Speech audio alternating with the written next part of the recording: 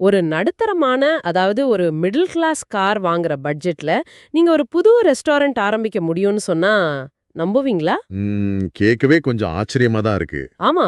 அதுவும் மாசக்கணக்கா செங்கல், சிமெண்ட்ன்னு கட்டிட வேலை எதுவும் செய்யாம, அடுத்த வாரமே உங்க கடைய ஓபன் பண்ணலான்னு சொன்னா, கண்டிப்பா ஏதோ ஏமாத்த வேலைன்னு தான் தோணும். கரெக்ட். ஏன்னா பொதுவா ஒரு கேஃபே இல்லனா ஒரு ஃபாஸ்ட் ஃபுட் கடை ஆரம்பிக்கணும்னா, முதல்ல ஒரு இடத்த புடிச்சு, லட்சக்கணக்குல அட்வான்ஸ் குடுத்து அட்வான்ஸ் கொடுத்து இன்டீரியர் வேலை செஞ்சு முடியறதுக்குள்ள பாதி உசுறு போயிடும். அதானே சொல்றீங்க? ஆக்சுவலா அதேதான். ஆனா, இன்னைக்கு நாம ஒரு புது விஷயத்த பத்தி பேசப் போறோம். சரியா சொன்னீங்க. இன்னைக்கு நம்ம ஆழமான அலசல்ல இந்த பழைய கான்செப்டையே தலைகீழா மாத்துற ஒரு விஷயத்த பத்தி தான் பார்க்க போறோம். நம்ம கையில இருக்கிற source material the capsule house restaurant modular business solutions. இது ரொம்ப இன்ட்ரெஸ்டிங்கான டாபிக். கண்டிப்பா.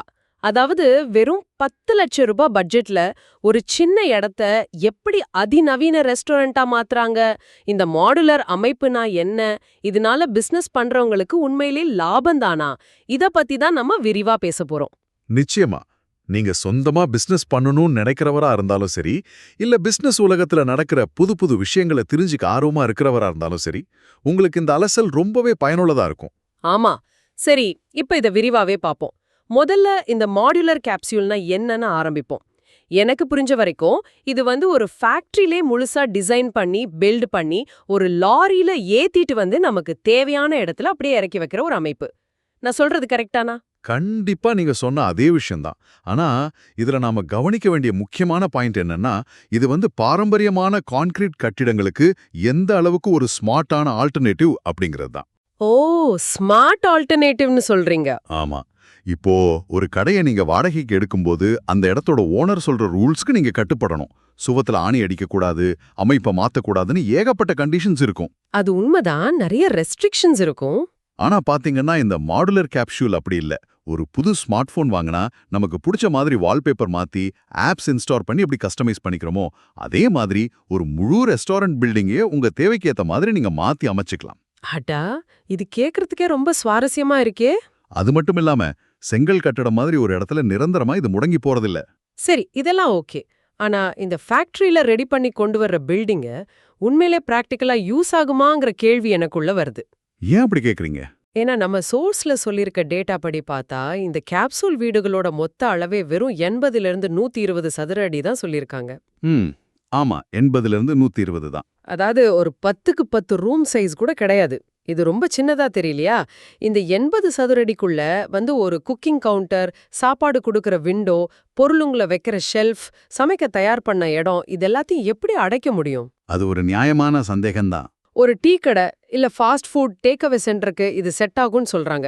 ஆனா எனக்கு என்ன தோணுதுன்னா, இது பார்க்கறதுக்கு சக்கரம் இல்லாத ஒரு ஃபுட் ட்ரக் மாதிரி தான் இருக்கு. ஃபுட் ட்ரக் மாதிரி ஓகே. அவ்ளோ சின்ன இடம், அதுக்குள்ள ஒரு பெரிய ஃப்ரிட்ஜு, சமையல் அடுப்பு, காஃபி மெஷின் எல்லாத்தையும் வச்சுக்கிட்டு உள்ள 3 பேர் நின்னு வேலை பார்த்தா மூச்சு முட்டாதா? இடம் பத்தாம இடிச்சுக்க மாட்டாங்களா? பாத்தீங்கன்னா, இது ரொம்ப பிராக்டிக்கலான ஒரு கேள்வி. வெளியிலிருந்து பார்க்கறவங்களுக்கு இது ரொம்ப குறுகலான இடமா தான் தெரியும். கண்டிப்பா அப்படிதான் தோணும்.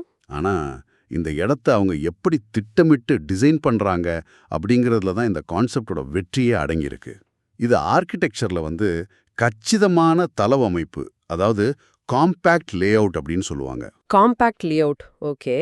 நீங்க ஒரு பெரிய பாரம்பரியமான ரெஸ்டாரண்ட் கிச்சனை யோசிச்சு பாருங்க. அங்க நிறைய டெட் ஸ்பேஸ் இருக்கும். அதாவது எந்த பயனும் இல்லாத காலி இடம். ஒரு ஷெஃப் சமைச்சிட்டு ஒரு தட்டு எடுக்க 4 அடி நடந்து போகணும். ஆமா, அங்கே இங்கே ஓடிட்டு இருப்பாங்க. கரெக்ட். ஆனா இந்த கேப்சூல் டிசைன்ல எர்கனாமிக்ஸ் அப்படிங்கிற அறிவியலை பயன்படுத்துறாங்க. அதாவது உள்ள வேலை செய்யறவரோட அசைவுகளை எவ்வளவு குறைக்க முடியுமோ அவ்வளோ குறைப்பாங்க. ஓஹோ! சோ வேலை செய்றது ஈஸியா இருக்கும். எக்ஸாக்ட்லி. அவர் நின்னுட்டே ஒரு பக்கம் திரும்பினா ஃப்ரிட்ஜ் இருக்கணும், கை நீட்டுனா சாஸ் பாட்டில் இருக்கணும், நேரா பார்த்தா சர்விங் விண்டோ இருக்கணும். இந்த மாதிரி ஒவ்வொரு அங்குலத்தையும் அளந்து டிசைன் பண்றாங்க. அதனால அவங்க அங்கேயும் இங்கேயும் ஓட வேண்டிய அவசியமே இருக்காது. ஓ! அப்போ இடம் சின்னதா இருக்கிறதே ஒரு வகையில அவங்களுக்கு சாதகமா மாறிடுதுன்னு சொல்றீங்க. வேலையோட வேகம் அதிகமாகும். நிச்சயமா. வேலையோட வேகம் பல மடங்கு அதிகமாகும். நீங்க கேட்ட அந்த மூச்சு முட்டுற விஷயம், அதுக்கு என்ன பண்றாங்கன்னா, இதுக்குள்ள ஹெவி டியூட்டி எக்ஸாஸ்ட் ஃபேன்கள், சரியான வென்டிலேஷன் சிஸ்டம் எல்லாமே இந்த 80 சதுர அடிக்கு ஏத்த மாதிரி முன்னாடி இன்ஸ்டால் பண்ணி தான் தராங்க. ஓ! ப்ரீ இன்ஸ்டால்டா வந்துடுமா? ஆமா. அதனால உள்ள காற்றோட்டத்துக்கு எந்த பிரச்சனையும் வராது. சரி, உள்ள வேலை செய்யறது ஈஸிங்கிற லாஜிக் எனக்கு புரியுது. ஆனா இங்க தான் விஷயம் ரொம்ப சுவாரஸ்யமா மாறுது. எனக்கு இங்க ஒரு முக்கியமான சந்தேகம் வருது. சொல்லுங்க, என்ன டவுட்? இவ்ளோ சின்ன இடத்துல எல்லாத்தையும் அடைச்சு வைக்கும்போது இந்த கட்டிடத்தோட உறுதித்தன்மை எப்படி இருக்கும்? நான் இந்த சோர்ஸ்ல இருக்கிற லிஸ்ட பாக்குறேன். எம்எஸ் ஸ்டீல் ஃப்ரேம், சுவர்கள்ல பியூஎஃப், அதாவது பியூஎஃப் அல்லது இபிஎஸ் பேனல்ஸ், ஆமா, PUF பேனல்ஸ். அதுக்கப்புறம் யூபிவிசி கதவுகள், வழுக்காத தரைத்தளம், அப்படி நிறைய டெக்னிக்கல் வார்த்தைகள் இருக்கு. எல்லாம் சரி, ஆனா இந்த பியூஎஃப் பேனல்னு சொல்றாங்களே, இது பார்க்கிறதுக்கு கொஞ்சம் தடிமனான பிளாஸ்டிக் போர்டு மாதிரியோ இல்ல தெர்மாகோல் மாதிரியோ தான் இருக்கும். பாக்கிறதுக்கு அப்படிதான் தோணும். இத கொண்டு போய் ஒரு ஹைவே ரோட்டோரத்திலயோ இல்ல ஒரு பீச் ஓரத்திலயோ ஒரு டூரிஸ்ட் ஸ்பாட்லயோ வைக்கும்போது உண்மையிலே பாதுகாப்பானதா? ஒரு பெரிய புயல் காத்து அடிச்சாலோ இல்ல வெயில் கொளுத்துனாலோ இது தாக்கு பிடிக்குமா? பாத்தீங்கன்னா இந்த இடத்துல தான் நம்ம கொஞ்சம் சயின்ஸ் பேச வேண்டியிருக்கு. இது ஒரு முக்கியமான கேள்வியை எழுப்புது. நீங்க கேக்குறது 100% நியாயமான சந்தேகம் தான். ஏன்னா நமக்கு செங்கல் சிமெண்ட் தான் ஸ்ட்ராங்னு ஒரு எண்ணம் இருக்கு. எக்ஸாக்ட்லி. ஆனா இந்த PUF, அதாவது பாலியூரித்தீன் ஃபோம் பேனல்ஸ்ங்கிறது சாதாரண பிளாஸ்டிக் கிடையாது. இதோட அடிப்படையே தெர்மல் இன்சுலேஷன் தான். தெர்மல் இன்சுலேஷன்னா டெம்பரேச்சரை மெயின்டைன் பண்றதா? ஆமா, ஒரு தெர்மஸ் ஃப்ளாஸ்க் எப்படி வேலை செய்யுதுன்னு யோசிச்சு பாருங்க. உள்ள இருக்கிற சூட்டை வெளியே விடாது, வெளியே இருக்கிற குளிர உள்ள விடாது. அதே சயின்ஸ் தான் இங்கேயும் யூஸ் பண்றாங்க. அட, அப்படியா? ஆமா, சாதாரண ஒரு கான்கிரீட் சுவர் மதியம் 2 மணிக்கு அடிக்கிற வெயில் அப்படியே உறிஞ்சி உள்ள கிச்சன்ல இருக்கிறவங்களுக்கு அந்த சூட்டை அப்படியே கொடுக்கும். உள்ள ஏற்கனவே அடுப்பு எரியும், சுவரும் சூடானா எப்படி இருக்கும்னு யோசிச்சு பாருங்க. கண்டிப்பா நிக்கவே முடியாது. ஆனா இந்த PUF பேனல்கள் வெளியே 40 டிகிரி வெயில் அடிச்சாலும் அந்த வெப்பத்தை உள்ளேயே விடாது. அப்போ உள்ள கிச்சன்ல இருக்கிற டெம்பரேச்சர் நார்மலா இருக்குமா? கண்டிப்பா சீரா இருக்கும். அது மட்டும் இல்லாம இதோட பேஸ் ஸ்ட்ரக்சர் நீங்க முன்னாடியே சொன்ன மாதிரி உறுதியான MS ஸ்டீல். அது பெரிய காத்து அடிச்சாலும் சாயாத அளவுக்கு ரொம்பவே ஸ்ட்ராங்கானது. ஓ, ஸ்டீல் ஃப்ரேம்ங்கிறதால வெயிட் தாங்கும்னு சொல்றீங்க. ஆமா. அப்புறம் நீங்க பீச் ஓரம் வைக்கிறத பத்தி கேட்டீங்க. அங்கதான் இந்த UPVC கதவுகளும் ஸ்பெஷல் பெயிண்டிங்கும் யூஸ் ஆகுது. பீச் காத்துல உப்புத்தன்மை அதிகமா இருக்கும். சாதாரண இரும்பு ஈஸியா துருப்பிடிச்சிடும் இல்லையா? ஆமா, சீக்கிரம் வீணாயிடும். ஆனா இந்த UPVC மெட்டீரியல் துருப்பிடிக்காது. உப்பு காத்துனால எந்த பாதிப்பும் வராது. அதனால ஒரு கான்கிரீட் கட்டிடத்தை விட இது ரொம்பவே சயின்டிஃபிக்கா வானிலையை தாங்கி நிக்கக்கூடிய வகையில தான் டிசைன் பண்ணிருக்காங்க. Very interesting. அப்போ இது வெறும் தற்காலிகமான ஒரு டென்ட் மாதிரி கிடையாது, இது ஒரு ப்ராப்பரான டெக்னாலஜி தான். 100% உண்மையான டெக்னாலஜி தான். சரி, இப்போ ஒரு முக்கியமான விஷயத்துக்கு வருவோம். பட்ஜெட். நாம ஆரம்பத்திலே சொன்ன மாதிரி இதோட மொத்த செலவு தோராயமா 10 லட்சம்னு சோர்ஸ்ல கொடுத்திருக்காங்க. ஆமா, 10 லட்சம். பொதுவா இத கேக்குற மக்கள் இதோட பிரேக்கப் என்னன்னு ரொம்ப ஆர்வமா இருப்பாங்க.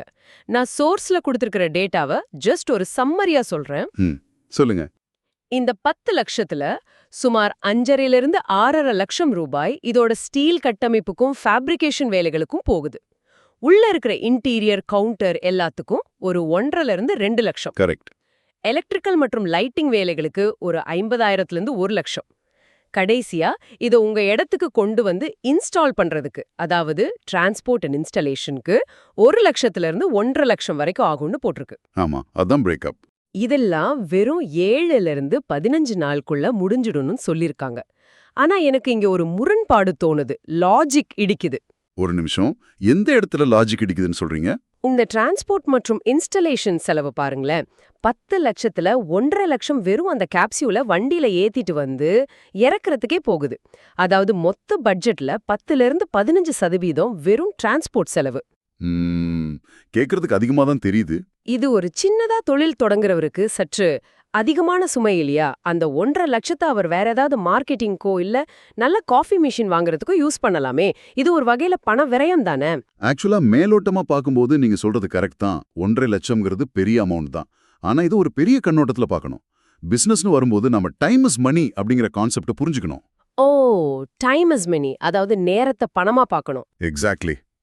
பாரம்பரியமா ஒரு கான்கிரீட் கட்டிடத்தை வாடகைக்கு எடுத்து ஒரு ரெஸ்டாரண்ட் ஆரம்பிக்கிறத இதோட கொஞ்சம் ஒப்பிட்டு பாருங்க. முதல்ல ஒரு இடத்த பிடிச்சு ஒரு 5 லட்சம் ரூபாய் அட்வான்ஸா கொடுப்பீங்க. அந்த பணம் உங்களுக்கு எந்த லாபமும் தராம அப்படியே முடங்கிடும். ஆமா, அது டெபாசிட்ல இருக்கும். அதுக்கப்புறம் பாத்தீங்கன்னா இன்டீரியர் டிசைனர், கார்பெண்டர், எலக்ட்ரிஷியன் எல்லாரையும் வச்சு வேலையை முடிக்க குறைஞ்சது 3 மாசம் ஆயிடும். உண்மைதான். பொதுவா இன்டீரியர் வேலை சொன்ன டைமுக்கு முடியாது, இழுத்துக்கிட்டே போகும். சரியா சொன்னீங்க. இந்த 3 மாசமும் நீங்க பிசினஸ் ஆரம்பிக்கவே இல்ல. ஆனா ஓனருக்கு அந்த 3 மாசத்துக்கான வாடகை நீங்க கொடுத்துதான் ஆகணும். ஒரு மாச வாடகை 50,000ன்னு வச்சுக்கிட்டா கூட 3 மாசத்துக்கு 1,50,000 லட்சம் ரூபாய் நீங்க சும்மா இருக்கிற கடைக்கு வாடகையா கொடுக்குறீங்க. அடா ஆமா. அது மட்டும் இல்லாம 3 மாசம் பிசினஸ் நடக்காததால வர்ற வருமான இழப்பு வேற. ஆனா இந்த மாடுலர் கேப்சூல்ல நிலைமை என்னன்னு பாருங்க. ஆர்டர் கொடுத்த 15வது நாள் கடை உங்க இடத்துல இருக்கும். அப்ப 16வது நாள் சேல்ஸ் ஆரம்பிச்சிடலாம். எக்ஸாக்ட்லி. 16வது நாள் நீங்க சேல்ஸ் ஆரம்பிச்சிடலாம். நீங்க அந்த செங்கல் கட்டிடத்துல வேஸ்ட் பண்ற வாடகை காசும் 3 மாச டைமும் தான் இங்க நீங்க டிரான்ஸ்போர்ட்டுக்கு கொடுக்குற அந்த 1,50,000 லட்சம். லாஜிக்கலா பார்த்தா நீங்க சீக்கிரமா பிசினஸ் ஆரம்பிச்சு அந்த பணத்தை மாசமே சம்பாதிச்சிடலாம். ஓ, இப்படி ஒரு ஆமல் இருக்கிறத நான் யோசிக்கவே இல்ல. நாம எப்பவுமே கையிலிருந்து போற காசை மட்டும்தான் பாக்குறோம். ஆனா விரயமா வர டைம் கணக்கு போடுறது இல்ல. அதுதான் நிறைய பேர் பண்ற தப்பு. நீங்க சொல்றத வச்சு பார்த்தா இந்த 1,50,000 லட்சம்ங்கிறது டிரான்ஸ்போர்ட் செலவு இல்ல, நம்ம டைமுக்கான இன்வெஸ்ட்மெண்ட். லாபம் சீக்கிரம் வர ஆரம்பிச்சிடும். ஆமா, ஸ்பீட் டு மார்க்கெட் தான் இதுல ரொம்ப முக்கியம். சரி, இப்போ ஒரு லாஜிக்கவான கேள்விக்கு வருவோம். நான் 10 லட்சம் போட்டு ஒரு கேப்சூல் வாங்கி பிசினஸ் ஆரம்பிச்சிட்டேன். பிசினஸ் சூப்பரா ஹிட் ஆயிடுச்சு. டெய்லி கூட்டம் அலைமோதுதுன்னு வைப்போம். சூப்பர், நல்ல விஷயம். இப்ப நான் என் கடைய பெருசாக்கணும், விரிவுபடுத்தணும்னு நினைச்சா என்ன பண்றது? பாரம்பரிய கட்டிடமா இருந்தா பக்கத்துல இருக்கிற செவுத்தை இடிக்கணும், தூசி ஆகணும், கடையை ஒரு வாரம் மூடி வைக்கணும். இது ஒரு பெரிய தலைவலி. ஆமா, நிறைய டிஸ்டர்பன்ஸ் இருக்கும். ஆனா இந்த மாடுலர் சிஸ்டம்ல இந்த பிரச்சனை எப்படி டீல் பண்றாங்க? இங்க தான் இந்த மாடுலர் கேப்சூல்ஸோட மாஸ்டர் ஸ்ட்ரோக் இருக்கு. நம்ம சோர்ஸ் மெட்டீரியல்ல ட்ரீம் ஆஃப் ஒர்க்ஸ் அப்படிங்கிற ஒரு கம்பெனியை பத்தி உதாரணமா சொல்லியிருக்காங்க. DREABBWORKS. ஓ, ட்ரீம் ஆஃப் ஒர்க்ஸ். அவங்க என்ன பண்றாங்க? அவங்க தான் இந்த மாதிரி கேப்சூல்ஸ் டிசைன் பண்ணி, ஃபேப்ரிகேட் பண்ணி, இன்ஸ்டால் பண்ணி தராங்க. அதுவும் கஸ்டமைஸ்டு அளவுகளில் செஞ்சு தராங்க. இந்த மாதிரி கம்பெனிகளோட அப்ரோச் என்ன தெரியுமா? அவங்க கட்டிடத்தை ஒரு ரியல் எஸ்டேட்டா பார்க்காம ஒரு ப்ராடக்டா பார்க்கறாங்க. ப்ராடக்டா பாக்குறாங்களா? கொஞ்சம் விளக்கமா சொல்லுங்களேன். உங்களுக்கு இடம் பத்தலையா? கடையை மூடிட்டு சுவத்திர இடிக்க வேண்டிய அவசியமே இல்லை. நீங்க நேரா போய் இன்னொரு 80 சதுரடி கேப்சூல் ஆர்டர் பண்ண வேண்டியதுதான். அவங்க ஃபேக்டரியில் அதை ரெடி பண்ணி கொண்டு வந்து ஏற்கனவே இருக்கிறவங்க கேப்சூலோட அப்படியே ஒரு பிளக் மாற்ற மாதிரி கனெக்ட் பண்ணிடுவாங்க. ஆஹா, இதன் முழு அர்த்தம் என்னன்னா, இது கிட்டத்தட்ட நாம சின்ன வயசுல விளையாடிய லெகோ பிளாக்ஸ் மாதிரி இருக்கு. ஆமா, கரெக்ட். ஒரு லெகோ பிளாக் மேல இன்னொரு பிளாக்க வச்சுக்கிட்டே போவோமே, அதே மாதிரி வியாபாரம் பெருக பெருக அடுத்தடுத்த லெகோ பிளாக்குகளை சேர்த்துக்கிட்டே போலாம்னு சொல்றீங்க. எக்ஸாக்ட்லி. அந்த லெகோ பிளாக்ஸ் உதாரணம் ரொம்ப ஆப்டா இருக்கு. உங்களுக்கு தேவையான அளவுக்கு உங்க ஸ்பேஸை ஈஸியா விரிவுபடுத்திக்கிட்டே போலாம். உணவகங்கள் மட்டுமில்லாம ரிசார்ட்டுகள், கடைகள், அலுவலகங்கள்னு எல்லாத்துக்கும் இவங்க பண்றாங்க. தமிழ்நாடு மற்றும் இந்தியா முழுவதும் டெலிவரி கூட பண்றாங்க. ஓ, பேன் இண்டியா சர்வீஸ் தராங்களா?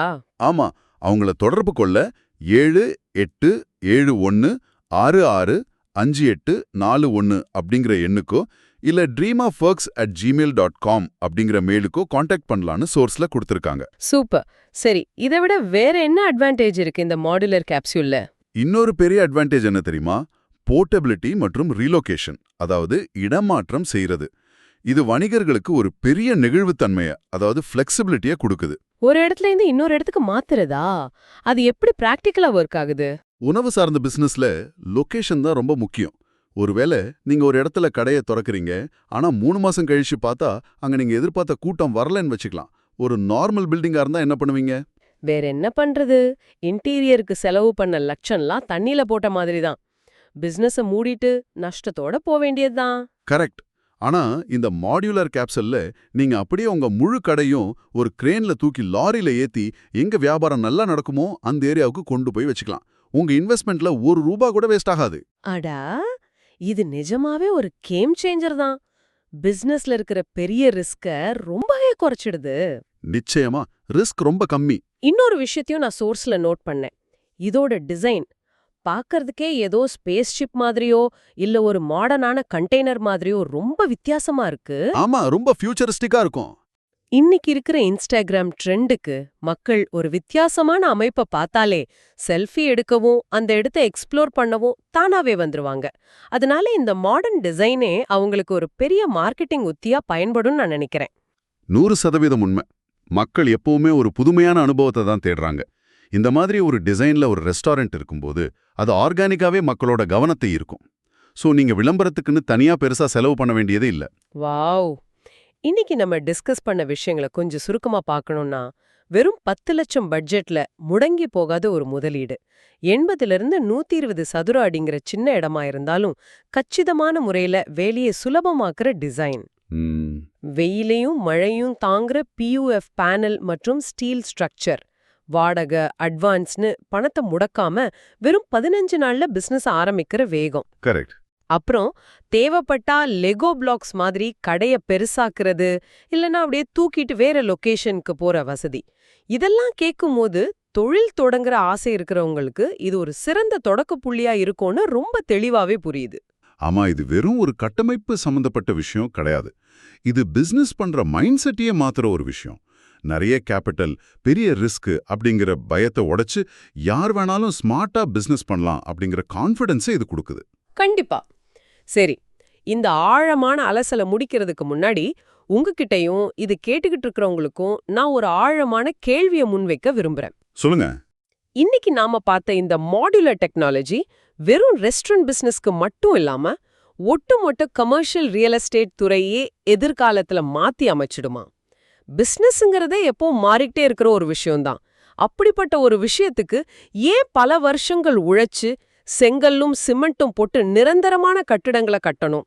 ஒருவேளை நிரந்தரமான கான்கிரீட் கட்டிடங்கள் தேவைதானா என்ற நிலையே இந்த கேப்சூல் வீடுகள் உருவாக்குமா? இந்த கேள்வியை உங்க மனசுல வச்சுக்கிட்டு கொஞ்சம் கற்பனை பண்ணி பாருங்க.